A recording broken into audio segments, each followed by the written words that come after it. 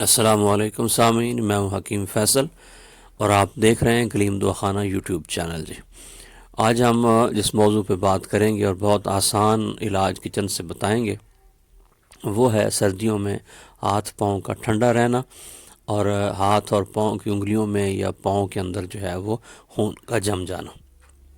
تو بات سننے سے پہلے آپ نے چینل کو لائک، شیئر اور سبسکرائب کرنا ہے۔ یہ عموماً 3 وجہوں سے ہوتا ہے۔ نمبر 1، خون کی کمی۔ اگر جسم کے اندر خون کی کمی ہے تو بلڈ سرکولیشن نہ ہونے کی وجہ سے ہاتھ پاؤں ٹھنڈے رہتے ہیں۔ نمبر 2، خون گاڑھا ہونا۔ بعض لوگوں کے اندر فیٹی زیادہ ہوتے ہیں تو خون گاڑھا ہو جاتا ہے، جس وزن زیادہ ہونے کی وجہ سے، چربی خون کے اندر زیادہ ہونے کی وجہ سے، تب بھی اس طرح ہوتا ہے۔ تو اس صورت کے اندر بھی ہاتھ پاؤں میں خون جم جاتا ہے اور ٹھنڈے رہتے ہیں۔ اور نمبر 3 جو ہے وہ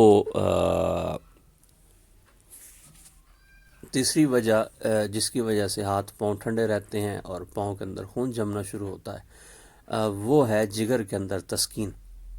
یعنی جب آپ کا لیور صحیح طور پہ کام کر نہیں رہا ہوتا تو اس وقت یہ مسئلہ بنتا ہے۔ تو ان ساری وجوہات کا جو ہے بڑا آسان علاج ہم آپ کو کچن سے بتائیں گے۔